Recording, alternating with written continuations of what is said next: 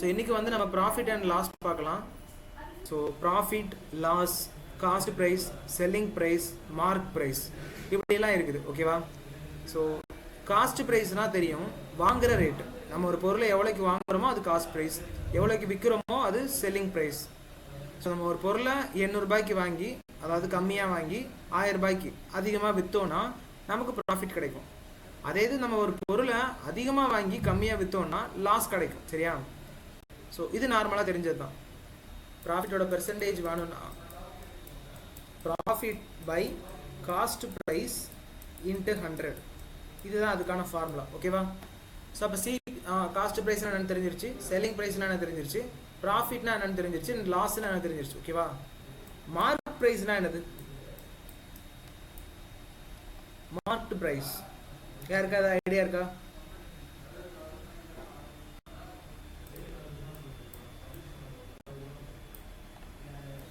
So நானே சொல்லிடுறேன்.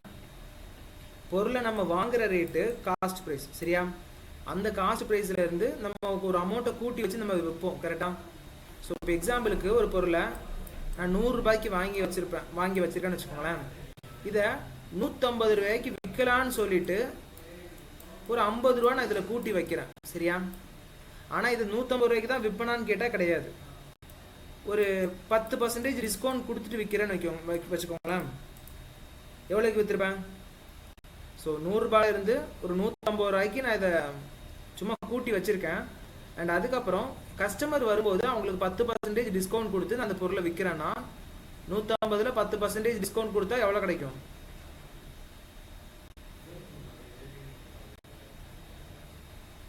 $135 கிடைக்கும். சரியா?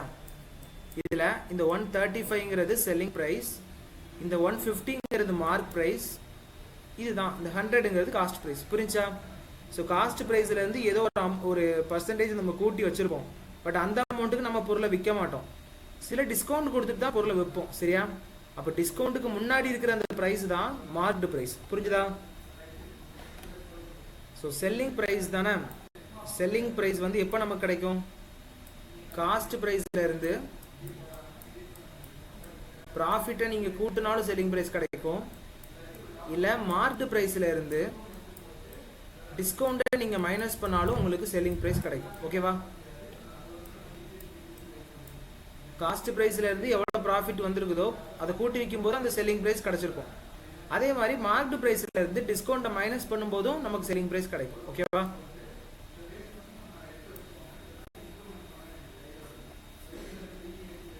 ஓகே, இப்போ ஒரு கணக்கு பார்க்கலாம்.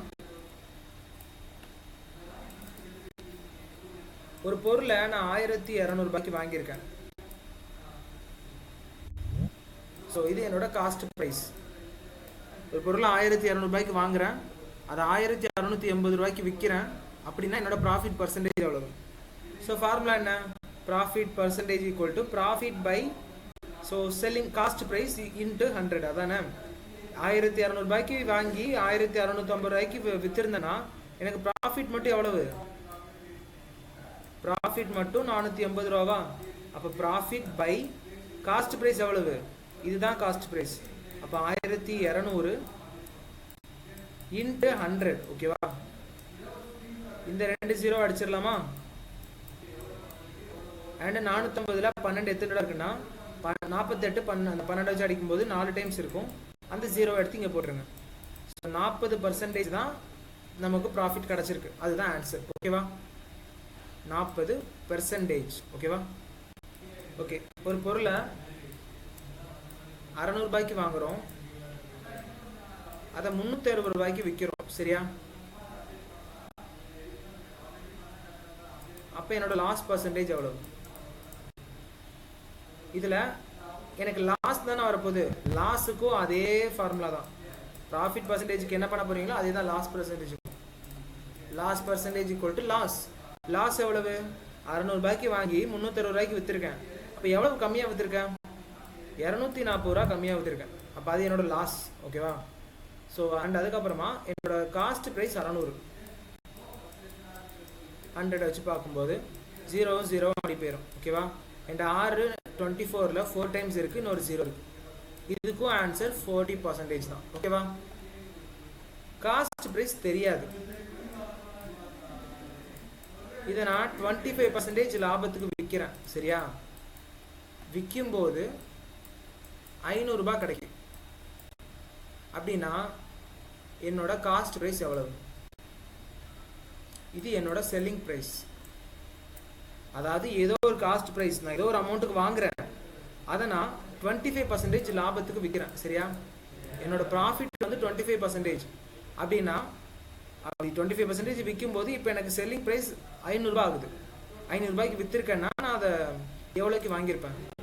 கரெக்ட், 400. இது பார்த்தோன்னே சொல்லிக்க முடியும். சரியா? எப்படி சொல்கிறீங்க? ஸோ 25% அப்படின்னா ஆல்ரெடி இது ஒரு 100%, ஆல்ரெடி இது ஒரு 100% இருந்திருக்கும். சரியா? 25% இன்க்ரீஸ் பண்ணும்போது நமக்கு இது 125% மாறும். சரியா? அப்போ இந்த காஸ்ட் ப்ரைஸில் 125% தான் இந்த 500. ஓகேவா? ஸோ அப்போ எனக்கு இந்த காஸ்ட் ப்ரைஸ் கண்டுபிடிக்கணும்னா இந்த 125 இந்த சைடு கொண்டு வாங்க. அங்கேருந்து இங்கே கொண்டு வரும்போது அது 125/100 இருக்குமா? அப்போ அதை இங்கே கொண்டு வரும்போது 100/125 மாறிடும். 125 இந்த 500ல் 4 டைம்ஸ் இருக்கு. ஓகேவா? அப்படின்னா நமக்கு ஆன்சர் 400. ஓகேவா? ஸோ காஸ்ட் ப்ரைஸ் தெரியாது, 12% லாபம் கிடைக்கும். சரியா? 12% ப்ராஃபிட். அப்படி கிடைக்கும் போது எனக்கு 624 ரூபா கிடைக்கும். சரியா? அப்படின்னா என்னோட காஸ்ட் ப்ரைஸ் எவ்வளவு? ஸோ ஏதோ ஒரு அமௌண்ட்டை 12% லாபத்துக்கு விற்கும் போது 624 ரூபாய்க்கு நான் விற்கிறேன். அப்படின்னா நான் எவ்வளோக்கு வாங்கியிருப்பேன்?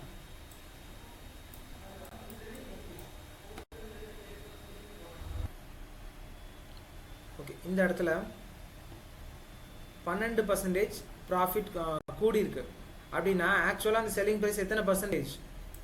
112% இருந்திருக்கும். சரியா? அப்போ 12% ஆஃப் சிபி ஈக்குவல் டு 624 இருக்குமா? அப்போ இந்த 112 இந்த சைடு நீங்கள் கொண்டு வந்தீங்கன்னா இது 100/112 மாறும். ஓகேவா? ஸோ இப்போ நம்ம இதை டிவைட் பண்ணும்போது ரெண்டுத்துலேயும் 12 பொதுவாக இருக்கான்னு பாருங்கள். ஸோ 12 பொதுவாக இல்லை. ஓகேவா? ஓகே, 8ம் இல்லை. ஓகே, 8 இருக்கு. ரெண்டுத்துலேயும் பொதுவாக 8 இருக்கு. சரியா? 62ல் எத்தனை 8 இருக்குன்னு பாருங்கள். 24, 7, 8, 56. ஸோ 7, 8 இருக்குது. ஸோ மிச்சம் 4, மிச்சம் 6. ஓகேவா? ஸோ இப்போ 64ல் 8 இருக்கு. அதே மாதிரி 112ல் ஒரு 8, மிச்சம் 3, 32ல் 4 8 இருக்கு. ஓகேவா? ஸோ இங்கேயே 2ஆல் அடிங்க 7, இங்கேயே 2ஆல் அடித்தா 36.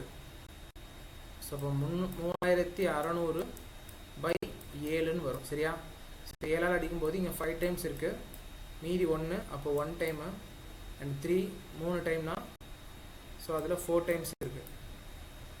Okay okay 39. ஓகே ஸோ 39னா ஸோ அப்போ 5 வரும்.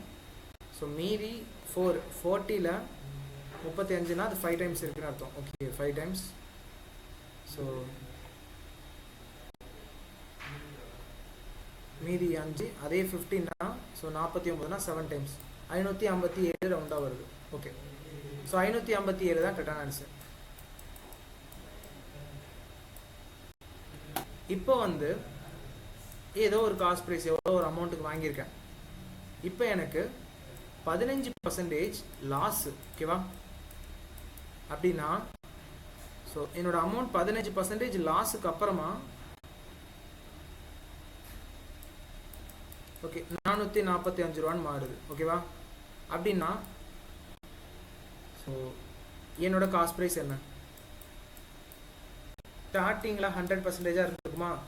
அப்போ இப்போ எனக்கு 15% நஷ்டம் வந்து இருக்குதுன்னா இது என்னவா மாறி இருக்கும்? 100%லேருந்து 85%. 85% மாறி இருக்கும். சரியா? 85%.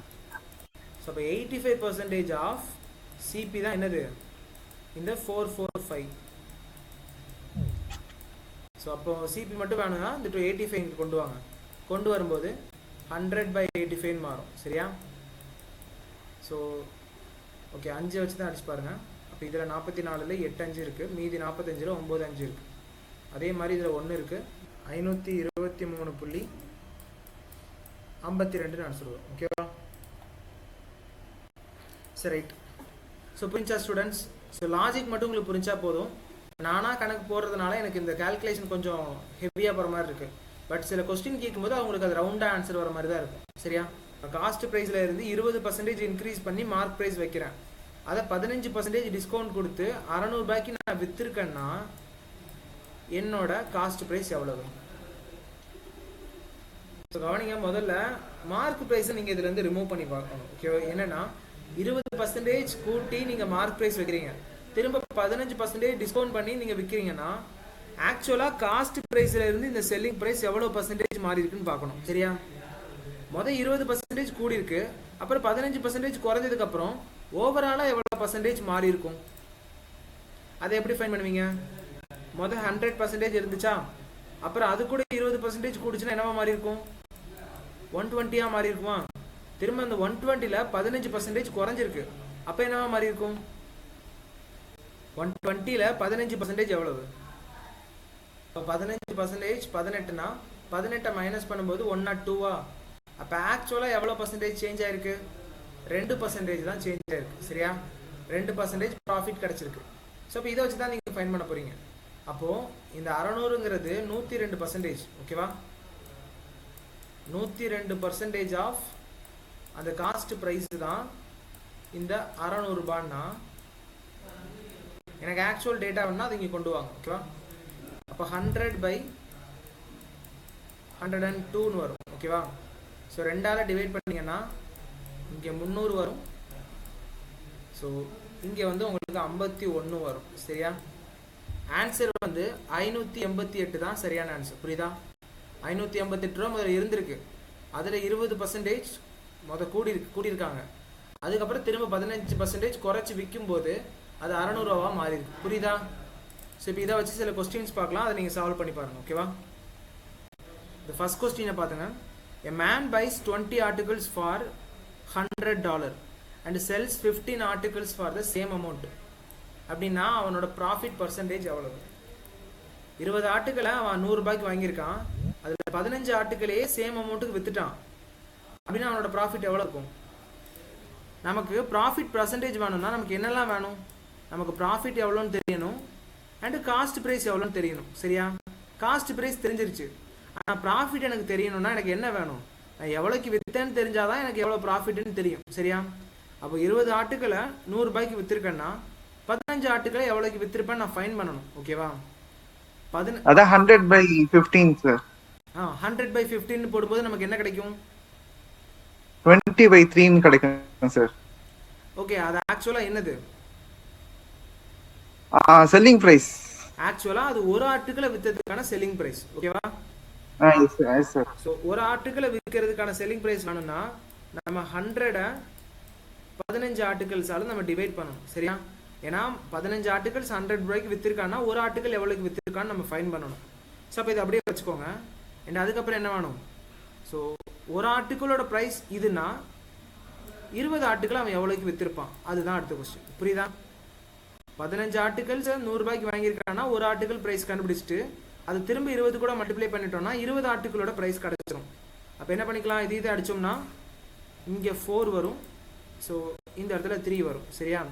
அண்ட் 400/3 இருக்கா? 400/3 நம்ம டிவைட் பண்ணி போட்டோம்னா ஸோ எவ்வளோ வரும்னு பாருங்கள். அதில் 1 இருக்கும், மீதி 10ல் 3 இருக்கும், அகைன் 10ல் 3 இருக்கும், அப்படியே 0.33 போய்கிட்டே இருக்கும்.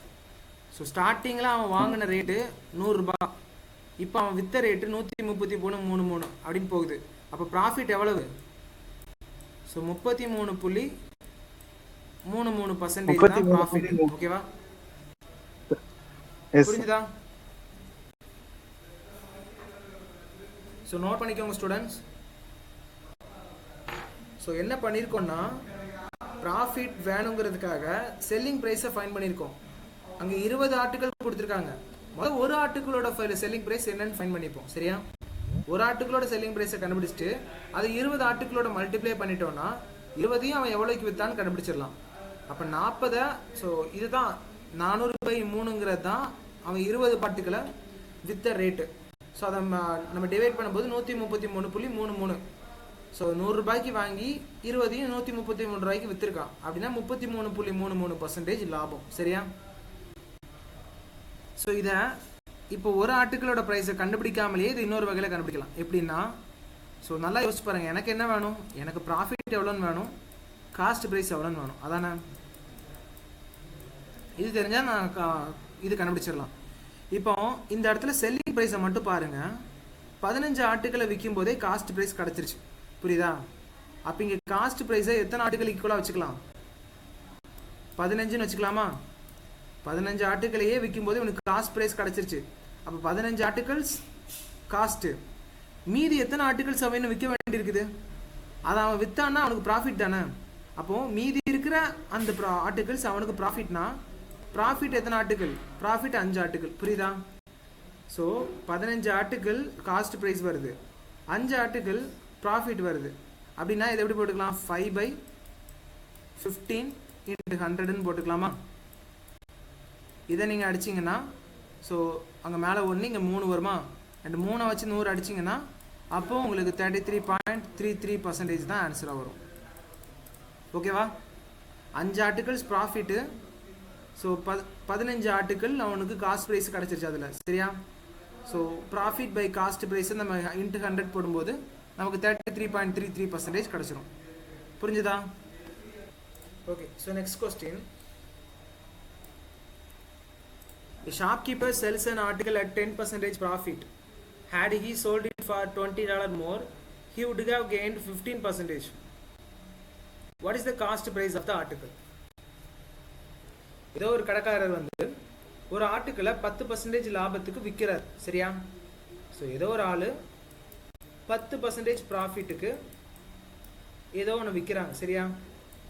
அதோட ப்ரைஸ் எனக்கு தெரியாது, அந்த செல்லிங் ப்ரைஸ் எனக்கு தெரியாது. ஆனால் அப்படி 10% லாபத்துக்கு விற்கும்போது ஏதோ ஒரு அமௌண்ட் வரும். திரும்ப அவர் யோசிக்கிறாரு, had he sold it for $20 more. என்ன யோசிக்கிறாருன்னா, நான் ஒரு 20 ரூபா இது கூட நான் விற்றுருந்தேன்னா, எக்ஸ்ட்ரா இந்த செல்லிங் ப்ரைஸ் கூட இன்னும் கொஞ்சம் 20 ரூபா கூட விற்றுருந்தேன்னா அது என்னவாயிருக்கும்? அது 10%லேருந்து 15% மாறி இருக்குன்னு சொல்கிறாரு. நான் 15% லாபம் பார்த்துருப்பேன் அப்படின்னா அவரோட காஸ்ட் ப்ரைஸ் என்ன? 10% விற்கும்போது செல்லிங் ப்ரைஸ் ஆக்சுவலாக ஏதோ ஒரு அமௌண்ட்டுக்கு விற்கிறாரு. 15%க்கு ஏதோ ஒரு 15% கிடைக்கிறதுக்காக 20 ரூபா எக்ஸ்ட்ரா விற்க வேண்டியிருக்குது. புரியுதா? அப்போ இந்த 20 ரூபா அவர் வித்திருந்தாருன்னா அந்த 20 ரூபா மட்டும் எவ்வளோ பர்சன்டேஜ் இருந்திருக்கு? 5%. அவ்வளோதான். புரியுதா? அப்போது இந்த 5% தான் எவ்வளவு? 5% 20 ரூபான்னா காஸ்ட் ப்ரைஸ் என்னவா இருந்திருக்கும்? 100% தான் காஸ்ட் ப்ரைஸ். காஸ்ட் ப்ரைஸை கண்டுபிடிச்சிங்கன்னா ஆன்சர் வந்துடும். புரியுதா? 5% 20 ரூபான்னா காஸ்ட் ப்ரைஸ் 100%க்கு என்ன பண்ணுவீங்க? இங்கே 5% இருக்குதுன்னா இது கூட எதை மல்டிப்ளை பண்ணால் நமக்கு 100 வரும்? 20 மல்டிப்ளை பண்ணால் 100 வருமா?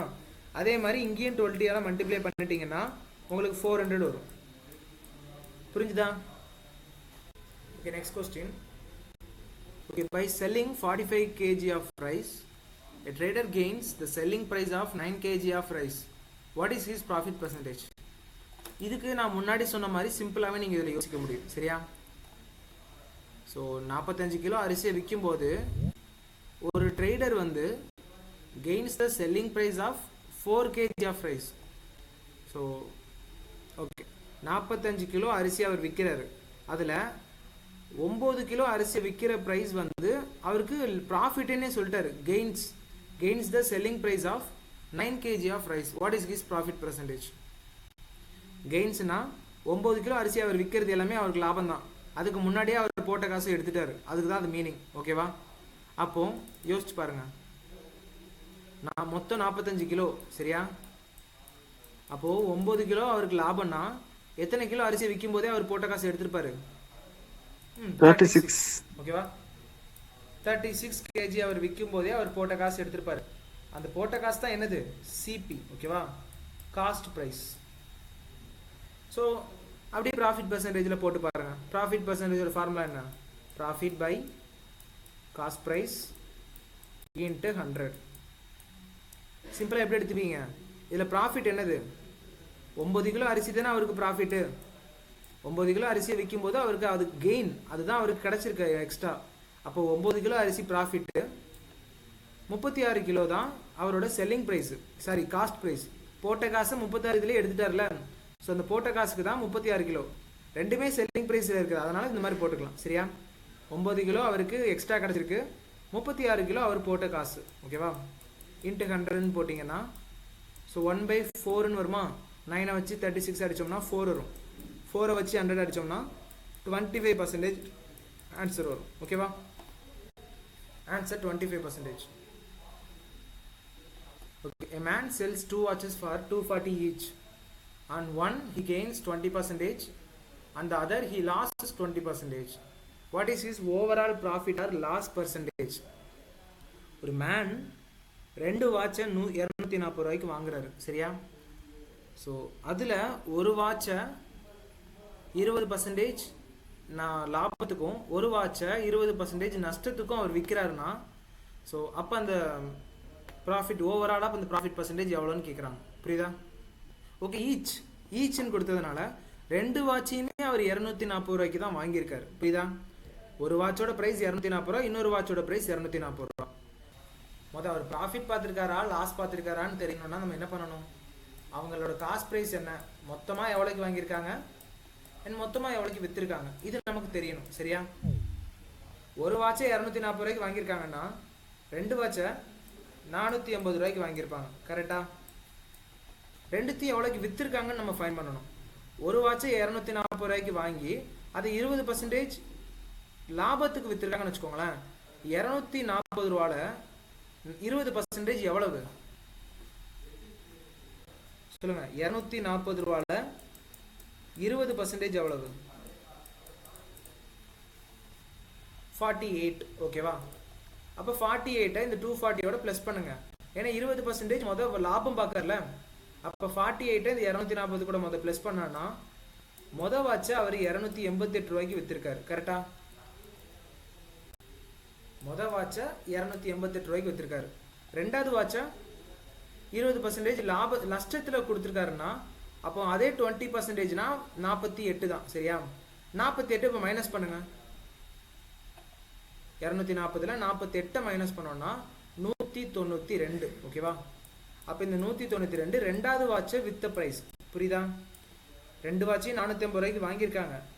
அதில் ஒரு வாட்சை 288 ரூபாய்க்கும் இன்னொரு வாட்சை 192 ரூபாய்க்கும் வித்தாருன்னா ஓவரால் எவ்வளோக்கு விற்றுருக்காரு? ஸோ அது அப்புறம் 480.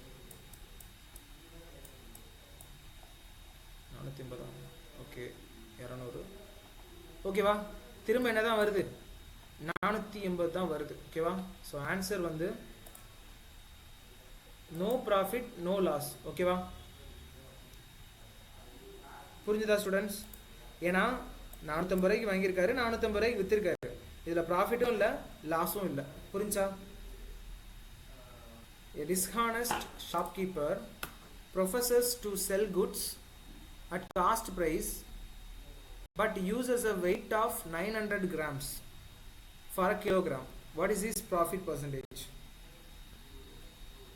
ஸோ அதாவது ஒரு நேர்மையில்லாத வியாபாரி வந்து அவங்களோட பொருளை எல்லாத்தையுமே காஸ்ட் ப்ரைஸுக்கு விற்கிறேன்னு சொல்லிட்டு இருக்காரு. புரியுதா? அதாவது நான் வாங்கின ரேட்டுக்கு தான் உங்களுக்கு விற்றுக்கிட்டு இருக்கேன் அப்படி சொல்லிட்டு கஸ்டமர்கிட்ட சொல்கிறாரு. ஆனால் அவர் வந்து 1 கிலோன்னு யூஸ் பண்ணுறதுக்கு பதிலாக அவர் 900 கிராம் தான் ஒரு கஸ்டமருக்கு கொடுத்துட்ருக்காரு. 900 கிராமை 1 கிலோன்னு சொல்லிட்டு தான் எல்லா கஸ்டமர்ட்டையும் கொடுத்துட்ருக்காரு. அப்படின்னா அவர் எவ்வளோ ப்ராஃபிட் பார்ப்பார்? அதான் கொஸ்டின். எனக்கு ப்ராஃபிட் பர்சன்டேஜ் தானே வேணும். ஸோ ப்ராஃபிட்டுக்கு எதை எடுத்துக்கலாம், காஸ்ட் ப்ரைஸுக்கு எதை எடுத்துக்கலான்னு மட்டும் திங்க் பண்ணுங்க. சரியா? சரி, இதில் ப்ராஃபிட்னா 1 கிலோ அரிசியை விற்கும் போது அவருக்கு எவ்வளவு கிராம் ப்ராஃபிட் கிடைக்குது சொல்லுங்க பார்க்கலாம். 1 கிலோ அரிசி அவர் விற்கும் போது அவர் எவ்வளவு கிலோ? 900. எவ்வளவு பார்க்காரு? 900 சார். இல்ல, 900க்கு அவர் விற்கிறாரு. அவருக்கு ப்ராஃபிட் மட்டும் எவ்வளவு? 1000 1000 கிடையாது. 100 கிராம் 100. 100 புரியுதா? அதாவது 1 கிலோ விற்க வேண்டிய இடத்துல அவர் 900 கிராம் தான் வித்தாருன்னா அவர் 100 கிராம் அதில் கொள்ளடிக்காரு. புரியுதா? அப்போ இந்த 100 தானே அவருக்கு லாபம். ஓகேவா? அப்போ profit 100 gram. So cost price எவ்வளவு? ஆக்சுவலாக இங்கே காஸ்ட் ப்ரைஸ் இந்த 1 கிலோகிராம் தான். சரியா? ஸோ 1 கிலோகிராம்னா எத்தனை கிராம்? 1000 கிராம். 1000 கிராம். சரியா? அப்போ இந்த இடத்துல 100 கிராமுங்கிறது அவரோட ப்ராஃபிட், அவர் கிடச்சிருக்கிற லாபம். அவரோட காஸ்ட் ப்ரைஸ் வந்து 1 கிலோ அவர் வாங்கியிருப்பார் தெரியுமா, அதுதான் அவரோட காஸ்ட் ப்ரைஸ். ஸோ இதை 100ஆல் மல்டிப்ளை பண்ணோம்னா நமக்கு பெர்சன்டேஜ் கிடைக்கும். அப்போ எல்லாத்தையும் அடித்தோம்னா இங்கே ஒரு 0 போயிடும், மீதி 10 மட்டும் தான் இருக்குது. அப்போ அவர் 10% லாபம் பார்ப்பார். இதுதான் ஆன்சர். ஓகேவா? ஸோ 5வது கொஸ்டினுக்கு ஓகே 11%. 11.11% தான் சார் வரும். Okay okay. ஸோ இது எப்படின்னா காஸ்ட் ப்ரைஸை தான் நம்ம கீழே போட போகிறோம். நியாயமாக அவர் வந்து காஸ்ட் ப்ரைஸ் 1000 கிராம் தான் அவர் காஸ்ட் ப்ரைஸாக எடுத்துருக்கணும். பட் ஆக்சுவலாக 1000 கிராம் கொடுக்க வேண்டிய இடத்துல தான் அவர் 900 கிராம் கொடுத்துருக்காரு. அப்போ இங்கே காஸ்ட் ப்ரைஸாக நீங்கள் 900 தான் எடுக்கணும். சரியா? ஸோ அப்போ நீங்கள் 100/900 கீழே வரும். ஸோ இன்ட்டு 100னா ஸோ இதை நீங்கள் டிவைட் பண்ணும்போது உங்களுக்கு 1000/9 இருக்குது. இதை டிவைட் பண்ணிங்கன்னா உங்களுக்கு 11.1111 இருக்கும். சரியா? ஸோ இந்த இடத்துல எதை நீங்கள் காஸ்ட் ப்ரைஸாக எடுக்கணுங்கிறத நீங்கள் ஃபைன் பண்ணிட்டீங்கன்னா உங்களுக்கு ஆன்சர் வரும். இந்த இடத்துல 1000 எடுக்கக்கூடாது. ஏன்னா 1000 அவர் ஏமாத்துற ரேட்டு. ஆக்சுவலாக அவர் 900 கிராம் காஸ்ட் ப்ரைஸ், அதாவது 900 கிராமத்தில் தான் 1000 கிராம் லாபம் பார்க்குறாரு. புரியுதா? ஸோ அப்போ அப்படி தான் நம்ம எடுக்கணும். அது சிம்பிளாக காஸ்ட் ப்ரைஸுக்கு எது ஈக்குவலாக இருக்குது, ப்ராஃபிட்டுக்கு எது ஈக்குவலாக இருக்குன்னு நீங்கள் ஃபைன் பண்ணிட்டாலே நீங்கள் ஆன்சர் ஃபைன் பண்ணிக்கலாம். சரியா? ஸோ நீங்கள் திரும்ப திரும்ப பண்ணும்போது உங்களுக்கு இது புரிஞ்சிடும். ஓகேவா? ஸோ ஆன்சர் 11.11 தான், இது கிடையாது. ஓகேவா? The marked price of an article is 200. After allowing a discount of 20%, the shopkeeper still makes 20% of profit. What is the cost price? ஓகேவா? மார்க்டு ப்ரைஸ்னால் நான் ஆல்ரெடி சொல்லியிருக்கேன். ஸோ ஏதோ ஒரு ஆர்டிக்கலோட மார்க்டு ப்ரைஸ்னால் அது வாங்கின ரேட்டும் கிடையாது, வித்த ரேட்டும் கிடையாது. சரியா? அந்த மார்க்டு ப்ரைஸ் இப்போ 200க்கு அவங்க கூட்டி வைக்கிறாங்க. 20% டிஸ்கவுண்ட் கொடுத்ததுக்கப்புறமா அந்த ஷாப்கீப்பர் 20% லாபம் பார்க்குறாரு. சரியா? அப்படின்னா காஸ்ட் ப்ரைஸ் எவ்வளோன்னு கேட்குறாங்க. புரிஞ்சுதா? ஆல்ரெடி நான் சொன்னேன், மார்க் ப்ரைஸில் இருந்து நம்ம என்ன பண்ணோம்னா நமக்கு செல்லிங் ப்ரைஸ் கிடைக்கும். டிஸ்கவுண்ட் ப்ரைஸை மைனஸ் பண்ணணும். டிஸ்கவுண்ட்டை மைனஸ் பண்ணணும். சரியா? அதே மாதிரி காஸ்ட் ப்ரைஸ்லேருந்து என்ன பண்ணால் எனக்கு செல்லிங் ப்ரைஸ் கிடைக்கும்? ப்ராஃபிட்டை ஆட் பண்ணணும். ப்ராஃபிட்டை ஆட் பண்ணோம்னா செல்லிங் ப்ரைஸ் கிடைக்கும். புரியுதா? ஸோ இப்போ இதை வச்சு நம்ம எதை பண்ண போகிறோம். ஸோ ஃபஸ்ட்டு செல்லிங் ப்ரைஸ் நமக்கு வேணும்னு வச்சுக்கோங்களேன். இப்போ என்ன கேட்டிருக்காங்க? காஸ்ட் ப்ரைஸ் கேட்டிருக்காங்க. அப்போ கண்டிப்பாக நமக்கு செல்லிங் ப்ரைஸ் தேவை. சரியா? அப்போது 200 ஒரு ஆர்டிக்கலை மார்க் பண்ணுறாங்க. பட் இது நம்ம எடுத்துக்கூடாது. முக்கியமாக ஜஸ்ட் இது 200 ஒரு ரேட்டை ஃபிக்ஸ் பண்ணி வைக்கிறாங்க. அப்போ எனக்கு செல்லிங் ப்ரைஸ் வேணும்னா என்ன பண்ணுவீங்க?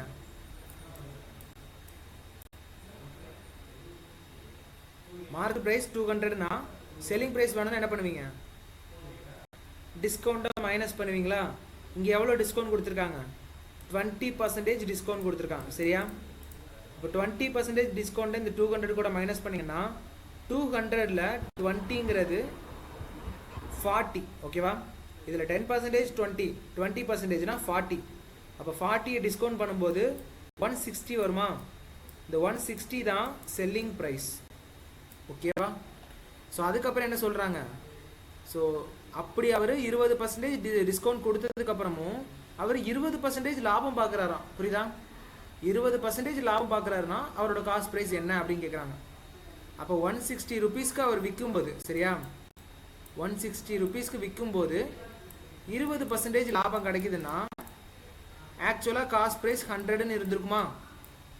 அப்போ 20% லாபத்துக்கு விற்கும்போது 120%ஆக அவரோட காஸ்ட் ப்ரைஸ் கூடி இருக்கும். சரியா? அப்போ 120% ஆஃப் காஸ்ட் ப்ரைஸ் தான் இந்த 160ன்னா. ஸோ நம்ம அதுக்கான ஆன்சர் நம்ம ஃபைன் பண்ணிக்கலாம். சரியா? அப்போ 120% ஈக்குவல் டு அந்த சைடு கொண்டு போகும்போது எப்படி மாறும்? 100 by 120 மாறுமா? 100 by 120. ஜீரோவையும் ஜீரோவையும் கேன்சல் பண்ணிடுங்க. 133.33 தான் ஆன்சர். புரியுதா? அப்போ ஆன்சர் வந்து அதோட காஸ்ட் ப்ரைஸ் 133 தான் அதோட காஸ்ட் ப்ரைஸ். ஓகேவா? ஓகே, ஆன்சர் 133.33 தான் ஆன்சர். புரிஞ்சுதா? ஃபஸ்ட்டு எனக்கு செல்லிங் ப்ரைஸ் வேணுங்கிறதுக்காக மார்க் ப்ரைஸ்லேருந்து டிஸ்கவுண்ட்டை மைனஸ் பண்ணிக்கிட்டேன். அப்படி பண்ணும்போது எனக்கு 160 ருபீஸ் கிடச்சிது. அதுக்கப்புறமா அடுத்த சொல்லியிருக்காங்க 20% லாபம் கிடச்சிருக்கு அப்படின்னு சொல்லியிருக்காங்க.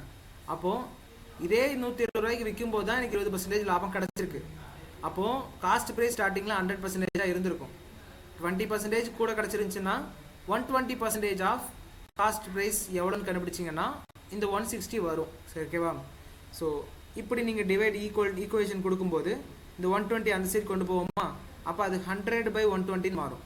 அப்போ 160 120 அடித்தோம்னா 4/3 வரும். அண்ட் அதை இன்னும் சுருக்கணும்னா 133.33 வரும்.